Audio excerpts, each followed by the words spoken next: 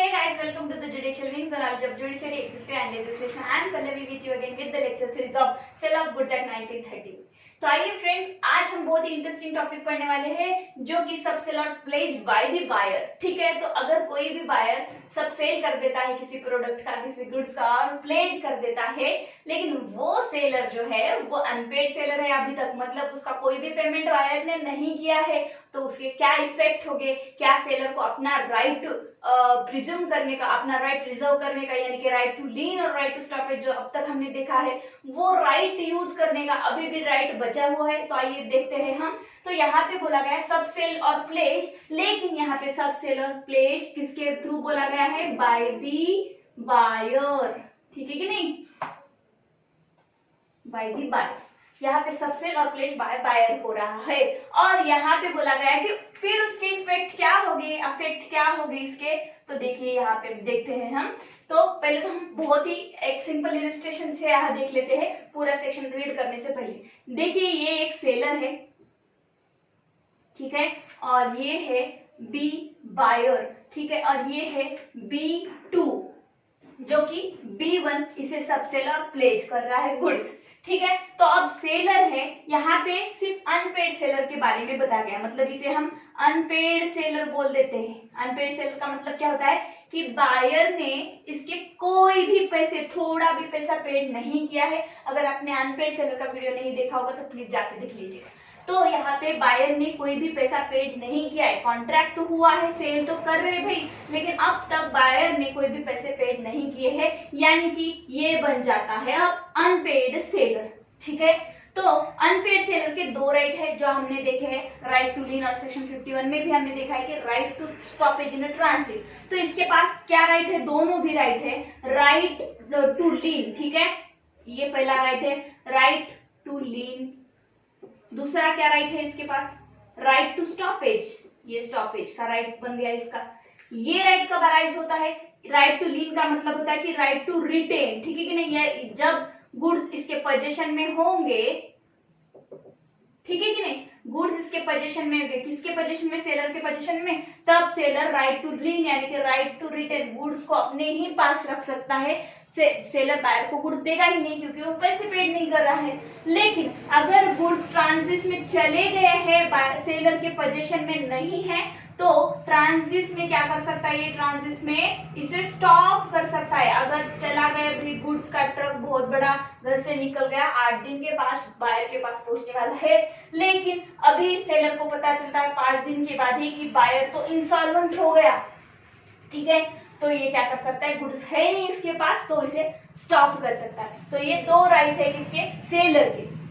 But किस seller के? Unpaid seller के, जिसके पैसे पेड नहीं किए हैं उसके। तो ये राइट इसके पास अभी भी है। लेकिन यहाँ क्या कहा गया है? तो यहाँ देखते हैं हम क्या कहा गया है। यहाँ ये जो बायर है इसके पास ना गुड्स है, ना इसने पूरे पैसे पेड किए हैं, लेकिन ये बायर अब जिस गुड्स का कॉन्ट्रैक्ट हुआ है, ठीक है कि नहीं, इस गुड्स का कॉन्ट्रैक्ट हुआ है, तो ये गुड्स क्या हो रहे हैं? ये बायर उसी गुड्स को डायरेक्टली इस B2 को बेच रहा है, यानी कि सब सेल कर रहा है। ठीक है, इसे सब सेल कर रहा है और बोल रहा है कि देखो मैंने तो कल कॉन्ट्रैक्ट कर लिया है, गुड्स मेरे पास 8 दिन के बाद आने वाले हैं, तुम क्या करना है? इसे अभी खरीद लो, इसके पैसे मुझे अभी दे दो। ठीक है, लेकिन इसके पास से पैसे भी लेकर ये इसे नहीं देता, यानी कि अब तक अनपेड सेलर ही है। तो यहाँ पे बोला गया है ये एक तो सब सेल कर देता है B2 को, यानी कि बायर 2 को, या फिर इस गुड्स को अभी तक इसके पास आए नहीं, एक तो ट्रांजिट में है, आ रहे हैं, या फिर अनपेड सेलर के पास है, राइट टू लीन करके वो बैठा हुआ है वहां पे। तो ये क्या कर सकता है? B1 B2 को प्लेज भी कर सकता है। ठीक है, गुड्स है तो प्लेज ही करेगा। ठीक है, तो यहाँ पे बोला गया है मूवेबल गुड्स को प्लेज करेगा। तो दो चीजें ये यहाँ पे कर सकता है, इसे कोई बंधन नहीं है कि नहीं कर सकता। कोई भी गुड्स अगर आपके पास आ रहे हो तो आप बोलोगे हाँ अभी हम इस गुड्स का कॉन्ट्रैक्ट कर लेते हैं, सेल का या फिर प्लेज का, जब आएंगे तब दे दूंगा। ठीक है कि नहीं? ये हो सकता है ऐसे सिचुएशन में, कॉन्ट्रैक्ट में ऐसे कॉन्ट्रैक्ट होते रहते हैं। लेकिन अगर इसने पैसे पेड नहीं किए तो क्या सेलर का, इस अनपेड सेलर का राइट टू लीन और राइट टू स्टॉपेज चला जाएगा? तो यहाँ बोला गया है इसको अभी तक राइट है, ये बोल सकता है जब तक तुम पैसे नहीं देते तब तक मैं गुड्स नहीं दूंगा, चाहे भले तुमने प्लेज किए हो, चाहे भले तुमने सबसेल किए हो, मुझे कोई लेना देना नहीं। क्या मुझे पूछ के गए थे? नहीं। तो जो कॉन्ट्रैक्ट मेरे और तुम्हारे बीच में हुआ था, जब तुम पैसे पेड करोगे तभी मैं गुड्स भेजूंगा, वरना मैं मेरे पोजीशन में होगी तो राइट टू लीन यूज करूंगा। अगर ट्रांसिस में है गुड्स और आप इंस्टॉलमेंट बन जाते हो या फिर पैसे नहीं देते, कुछ प्रॉब्लम हो जाते तो मैं इसे स्टॉप कर लूंगा और रिटर्न मेरे पास इसे कर लूंगा इस गुड्स को। तो ये हो गया हमारा जनरल रूल। लेकिन यहाँ पे अनलेस के बारे में बताया गया, प्रोवाइजो भी दिया गया है। लेकिन अगर सेलर ने ही खुद असेंट दे दी है, सेलर ने क्या कहा है, ठीक है मैं तुम्हें गुड्स दे दूंगा 8 दिन के बाद,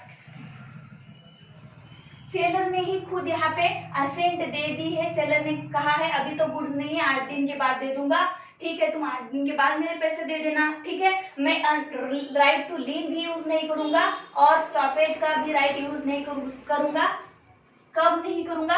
जब तुम B2 को अभी गुड्स तुम्हारे हाथ में नहीं है, तुमने पैसे पेड नहीं किए, तभी तुम B2 को अगर सब सेल करते हो या फिर उस गुड्स को प्लेज करते हो तो कोई प्रॉब्लम नहीं है, मुझे कोई दिक्कत नहीं है। अगर सेलर ही असेंट दे देता है, सेलर ही कंसेंट दे देता है, तो यहाँ पे ये सेलर का राइट डिफीट हो जाता है। कौन सा राइट? राइट टू लीन और right to stoppage in transit. तो अब सेलर नहीं बोल सकता कि मैं गुड्स अब नहीं दूंगा, ठीक है कि नहीं? तो यहाँ पे ये बोला गया। हम तीसरी भी सिचुएशन यहाँ पे जान लेते हैं। अगर ये गुड्स B1 को बेच दिए हैं, सेल कर दिए हैं और B1 इंस्टॉलमेंट हो गया या फिर पैसे पेड नहीं कर रहा, अगर B2 ने सेल में खरीद लिए हैं, परचेस कर लिए हैं और B2 को इसके बारे में कुछ भी नहीं पता है, गुड फेथ में ये खरीदे हैं, बोनाफाइडली खरीदे हैं, तो ये इस पे इसका इफेक्ट कोई नहीं होगा, ठीक है। हमने ट्रांसफर ऑफ प्रॉपर्टी में भी देखा है कि एज अ ट्रांसफर ही इसे माना जाएगा। ये ज्यादा से ज्यादा झगड़ा इसके साथ कर सकता है, सूट इसके अगेंस्ट दाखिल कर सकता है कि तुम मेरे पैसे दो, लेकिन अगर इसने इसको पूरे के पूरे पैसे पेड कर दिए हैं बोनाफाइडली, इसे प्रीवियस और फॉर्मर कॉन्ट्रैक्ट के बारे में कुछ पता नहीं था, तो ये उस पर इफेक्ट नहीं करेगा, ठीक है। तो आइए अब हम पढ़ते हैं बेयर एक्ट की language. Subject to the provision of this act the unpaid seller, unpaid seller कौन है? यहाँ पे है unpaid seller. Right of lien और स्टॉपेज, जैसे मैंने बताया कि राइट ऑफ लीन जब पोजीशन में गुड्स है और राइट ऑफ स्टॉपेज जब ट्रांसिट में निकल चुके हैं ट्रांसपोर्टेशन के लिए गुड्स, दोनों भी सिचुएशन में in transit is not affected, कोई भी परिणाम इसका नहीं होगा अगर ये किसी और को सबसेल या प्लेज कर देता है। Not affected by any sale और other disposition of the goods which the buyer may have made unless the seller has assented thereto. तो यहाँ बोला गया कोई किसी भी प्रकार का डिस्पोजिशन करे, ये गहान रख दे, प्लेज कर दे, सबसेल कर दे, कुछ भी कर दे इस गुड के साथ, किसी और के पास कॉन्ट्रैक्ट कर दे उस गुड को लेकर जो कि ये उसे देने वाला है, तो ये कॉन्ट्रैक्ट इसके इस राइट पे, राइट टू लीन और राइट टू स्टॉपेज पे इफेक्ट नहीं करेगा unless the seller has assented thereto. लेकिन मैंने आपको सेकंड सिचुएशन बताई थी कि सेलर ही परमिशन दे देता है कि लो कोई बात नहीं तुम उसको बेच दो, लो कोई बात नहीं तुम प्लेज कर दो, मेरा ये जो राइट है राइट टू लीन और राइट टू स्टॉपेज का मैं यूज नहीं करूंगा अगर तुमने ऐसा किसी तीसरे के साथ कॉन्ट्रैक्ट किया, क्योंकि ये जो कॉन्ट्रैक्ट अब इसके साथ कर रहा है तो इसकी कंसेंट लेकर कर रहा है सेलर की, तो यहाँ पे सेलर ये राइट उसका यूज नहीं कर सकता, इसलिए इन्होंने यहाँ पे एक प्रोवाइजो दिया हुआ है। तो आते हैं प्रोवाइडेड में, नीचे भी एक प्रोवाइजो दिया है, provided that where a document of a title to goods has been issued और lawfully transferred to any person as a buyer और ओनर ऑफ द गुड्स। देखिए ये गुड्स की जगह यहाँ पे क्या हो गया है, इसने डॉक्यूमेंट ऑफ टाइटल ट्रांसफर कर दी किसी तीसरे को, ठीक है।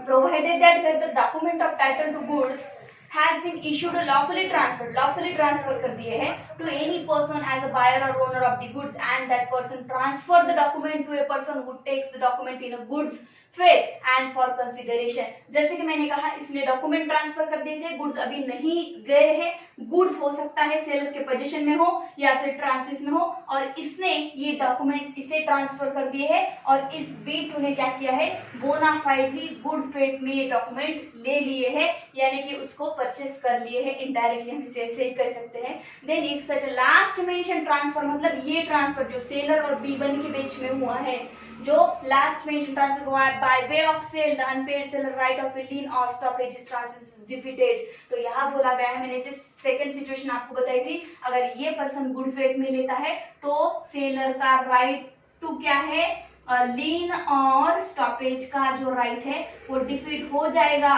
क्यों हो जाएगा डिफीट? क्योंकि इसका कोई दोष नहीं है, इसने तो गुड फेथ में लिया, पूरे पैसे इसे पेड कर दिए हैं। यहाँ पे ज्यादा से ज्यादा ये क्या कर सकता है, सेलर इसके अगेंस्ट सूट इंस्टीट्यूट कर सकता है कि तुमने ऐसा क्यों किया, मेरे पैसे और मेरे डैमेजेस मुझे भर के दो।